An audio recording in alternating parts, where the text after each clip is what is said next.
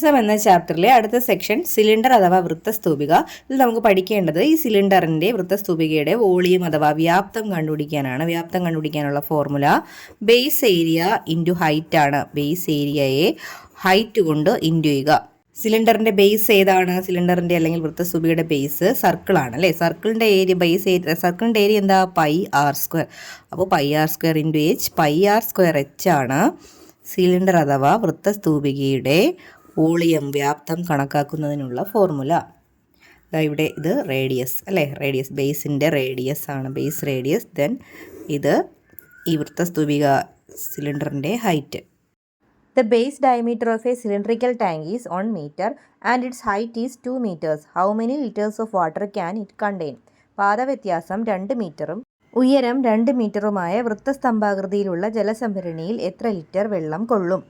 ഒന്നാമത്തെ ചോദ്യത്തിൽ ഒരു സിലിണ്ടറിക്കൽ ഷേപ്പിലുള്ള വൃത്തസ്തൂപിക രൂപത്തിലുള്ള ഒരു മെറ്റൽ ടാങ്ക് ഉണ്ട്. അതിൻ്റെ ഡയമീറ്റർ, അകത്തെ വ്യാസം ഡയമീറ്റർ എത്രയാണ് തന്നിരിക്കുന്നത്? 1 മീറ്റർ എന്ന് തന്നിട്ടുണ്ട്. ഡയമീറ്റർ 1 മീറ്റർ എന്നും പിന്നെ അതിൻ്റെ ഉയരം ഹൈറ്റ് എത്രയാണെന്ന് തന്നിട്ടുണ്ട്? 2 മീറ്റർ എന്നും തന്നിട്ടുണ്ട്. ഇതിൽ എത്ര ലിറ്റർ വെള്ളം കൊള്ളും, എത്ര എമൗണ്ട് ഓഫ് വാട്ടറാണ് അതിൽ കണ്ടെയ്ൻ ചെയ്യുന്നത് എന്നാണ് കണ്ടുപിടിക്കേണ്ടത്. അപ്പോൾ അതിന് നമുക്ക് വോളിയം കണ്ടുപിടിച്ചാൽ മതി അല്ലേ. വോളിയം കണക്കാക്കാനായിട്ട് ഫോർമുല പഠിച്ചല്ലോ, പൈ ആർ സ്ക്വയർ എച്ച്. ഇവിടെ നമുക്ക് റേഡിയസ് ഇല്ല, ഡയമീറ്റർ ആണുള്ളത്. ഡയമീറ്ററിൽ നിന്ന് റേഡിയസ് കണ്ടുപിടിക്കാൻ ഡയമീറ്ററിൻ്റെ പകുതി എടുക്കുക. അപ്പോൾ 1/2 അത് ഇതിലോട്ട് സബ്സ്റ്റിറ്റ്യൂട്ട് ചെയ്ത് കൊടുക്കുക. പൈ ഇൻറ്റു ആറിൻ്റെ സ്ക്വയർ 1/2 സ്ക്വയർ. എച്ചിൻ്റെ വാല്യൂ ഇവിടെ 2 ആണ്. That is equals pi into 1 square 1, 2 square 4 into 2. ഈ 2ഉം ഈ 4ഉം കൂടെ ക്യാൻസൽ ചെയ്താൽ 2 എന്ന് വരും അല്ലേ. ദാറ്റ് ഈസ് പൈയുടെ വാല്യൂ എത്രയാണ്? 3.14. 3.14 divide by 2 equals 1.57 metre cube എന്ന് കിട്ടും. നമുക്ക് ലിറ്ററിലാണ് ആൻസർ കിട്ടേണ്ടത്. എത്ര ലിറ്റർ വെള്ളം കണ്ടെയ്ൻ ചെയ്യുന്നു എന്നാണ് കാണേണ്ടത്. അപ്പോൾ മീറ്റർ ക്യൂബിനെ ലിറ്റർ ആക്കാനായി നമുക്ക് 1000 കൊണ്ട് മൾട്ടിപ്ലൈ ചെയ്യാം. 1000 കൊണ്ട് മൾട്ടിപ്ലൈ ചെയ്യുമ്പോൾ 1570 ലിറ്റർ എന്ന ആൻസർ കിട്ടും. The base radius of an iron cylinder is 15 centimeters and its height is 32 centimeters.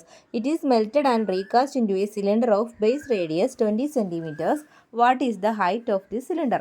ഇരുമ്പ് കൊണ്ടുണ്ടാക്കിയ ഒരു വൃത്തസ്തംഭത്തിൻ്റെ പാദത്തിൻ്റെ ആരം 15 സെൻറ്റിമീറ്ററും ഉയരം 32 സെൻറ്റിമീറ്ററുമാണ്. ഇത് ഉരുക്കി പാദത്തിൻ്റെ ആരം 20 സെൻറ്റിമീറ്ററുമായ വൃത്തസ്തംഭം ഉണ്ടാക്കി. ഈ സ്തംഭത്തിൻ്റെ ഉയരം എത്രയാണ്? രണ്ടാമത്തെ ചോദ്യത്തിൽ പറയുന്നത് ഒരു അയൺ സിലിണ്ടർ ഉണ്ട്, ഒരു ഇരുമ്പ് വൃത്തസ്തൂപികയുണ്ട്. അതിൻ്റെ റേഡിയസ്, അതായത് നമുക്ക് ഇവിടെ ഫസ്റ്റ് സിലിണ്ടർ എന്ന് എടുക്കാം കേട്ടോ. 2 സിലിണ്ടറുകളുടെ കാര്യം ഇവിടെ പറയുന്നത് കൊണ്ട് ഒന്നാമത്തെ സിലിണ്ടറിനെ ഫസ്റ്റ് സിലിണ്ടർ എന്ന് എടുക്കാം. അതിൻ്റെ റേഡിയസ് 15 സെൻറ്റിമീറ്റർ ആയിരുന്നു. അതുപോലെ അതിൻ്റെ ഹൈറ്റ് എത്രയായിരുന്നു? 32 സെൻറ്റിമീറ്റർ, 32 സെൻറ്റിമീറ്റർ. ഇതിനെ മെൽറ്റ് ചെയ്ത് ഉരുക്കി റീകാസ്റ്റ് ചെയ്ത് വേർതിരിച്ച് മറ്റൊരു സിലിണ്ടർ നിർമ്മിച്ചു. അപ്പോൾ നമുക്ക് രണ്ടാമതൊരു സിലിണ്ടറും കൂടി കിട്ടി അല്ലേ. ഒന്നാമത്തെ സിലിണ്ടറിനെ ഉരുക്കിയിട്ട് രണ്ടാമതൊരു സിലിണ്ടർ നിർമ്മിച്ചു.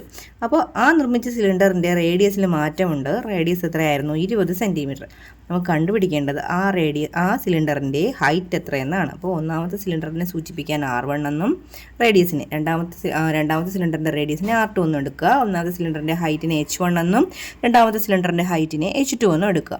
ഈ മെൽറ്റ് ചെയ്ത് റീകാസ്റ്റ് ചെയ്യുന്നതിൻ്റെ പ്രത്യേകത എന്താ? ഉരുക്കി വേർതിരിച്ച് മറ്റൊരു രൂപം, ഒരു രൂപത്തിനെ ഉരുക്കി വേർതിരിച്ച് മറ്റൊരു രൂപം ഉണ്ടാക്കുമ്പോൾ ഈ 2 സിലിണ്ടറിൻ്റെയും ഈ 2 രൂപങ്ങളുടെയും വോളിയത്തിന്, വ്യാപ്തത്തിന് വ്യത്യാസം ഉണ്ടാകില്ല. അതായത് വോളിയം ഓഫ് ഫസ്റ്റ് സിലിണ്ടർ, ഒന്നാമത്തെ സിലിണ്ടറിൻ്റെ വോളിയം തന്നെ ആയിരിക്കും രണ്ടാമത്തെ സിലിണ്ടറിൻ്റെയും volume of second cylinder.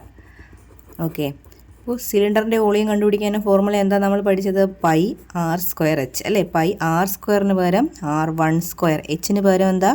H1, 1 എന്ന് സൂചിപ്പിക്കുന്നതിന്. ഇനി രണ്ടാമത്തേൻ്റെ എങ്ങനെ എഴുതും? Pi R2 square H2. ഇവിടെ പൈ ക്യാൻസലായി. R1 എത്രയാണ്? 15ൻ്റെ സ്ക്വയർ. H1 എത്രയാണ്? 32. R2 20. അപ്പോൾ 20യുടെ സ്ക്വയർ. H2 അറിയില്ല. അപ്പോൾ H2 ആണ് കാണേണ്ടത്. അപ്പോൾ H2 കാണാനായി ഇവിടെ 20 സ്ക്വയറിനെ ഈ ഈക്വൽ സൈനിനിപ്പുറം കൊണ്ടുവന്ന് നമുക്ക് ഡിവൈഡ് ചെയ്യാം. therefore H2 equals 15 square into 32 divided by 20 square. 15 സ്ക്വയറിനെ 15 ഇൻറ്റു 15 എന്ന് എഴുതുക, സിംപ്ലിഫൈ ചെയ്യാനുള്ള മെത്തേഡാണ്. ഡിവൈഡഡ് ബൈ 20 സ്ക്വയറിനെ 20 ഇൻറ്റു 20 എന്ന് എഴുതുക. 5 വെച്ച് ക്യാൻസൽ ചെയ്താൽ 3 5s are 15. ഇവിടെ 5 വെച്ച് ക്യാൻസൽ ചെയ്യുമ്പോൾ 4 5s are 20. ഇതിനെയും 5 വെച്ച് ക്യാൻസൽ ചെയ്യുമ്പോൾ 3 5s are 15, 4 5s are 20 അല്ലേ. ഞാൻ ഇങ്ങോട്ട് എഴുതാം 3 × 3 × 32 ഡിവൈഡഡ് ബൈ 4 × 4 എത്രയാണ് 16.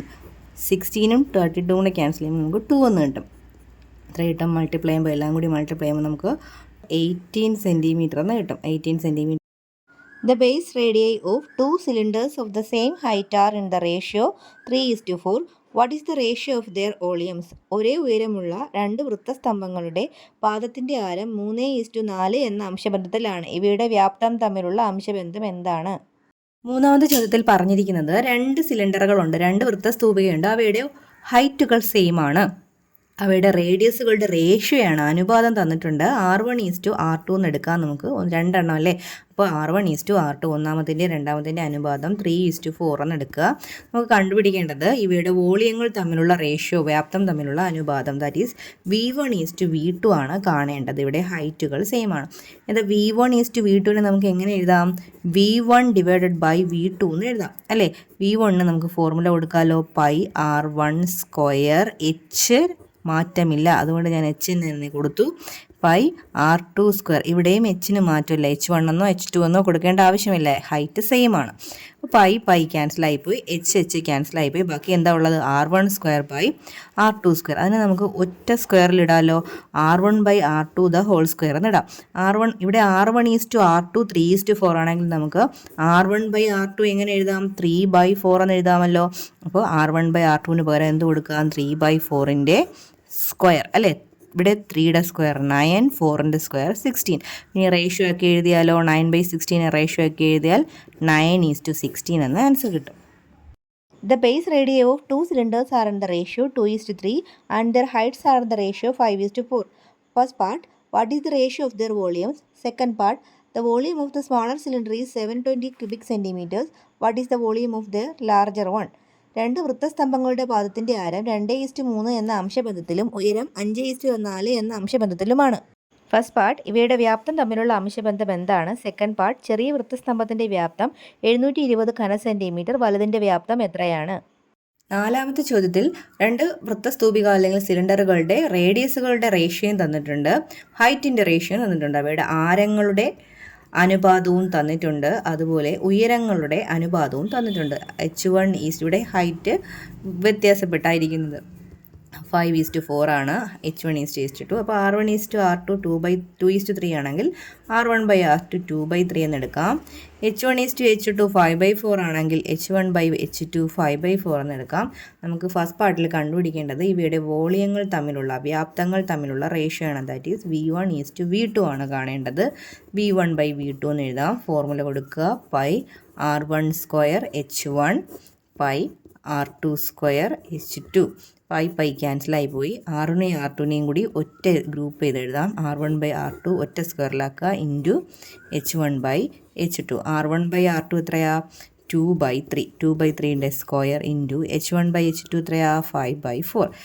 2/3യുടെ 2ൻ്റെ സ്ക്വയർ 4, 3ൻ്റെ സ്ക്വയർ 9. 5/4. ഇവിടെ 4 ക്യാൻസലായി കളഞ്ഞാൽ 5/9 എന്ന് കിട്ടും. റേഷ്യോ ആക്കി എഴുതിയാൽ 5:9 എന്ന് നമുക്ക് വോളിയങ്ങളുടെ റേഷ്യോ കിട്ടും. ഇനി ഇതിൻ്റെ സെക്കൻഡ് സെക്ഷനിലെ ക്വസ്റ്റ്യൻ ആണ്.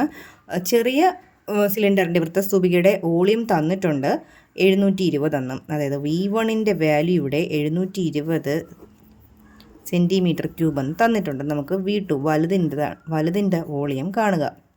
അപ്പോൾ നമുക്ക് V1:V2 നമുക്ക് കിട്ടിയിട്ടുണ്ടല്ലോ. V1:V2 അവയുടെ റേഷ്യോ എത്രയാണ്? വോളിയത്തിൻ്റെ റേഷ്യോ 5:9.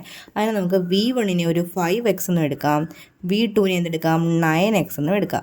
ഇത് നമ്മൾ റേഷ്യോ വെച്ച് എഴുതിയതാണ്. ഇനി V1ൻ്റെ വാല്യൂ എത്രയാണ്? 720. അപ്പോൾ ഈ 5xനെ നമുക്ക് 720ക്ക് ഇക്വേറ്റ് ചെയ്യാം. ദാറ്റ് ഈസ് 5x = 720, x = 720/5 എന്ന് കിട്ടും.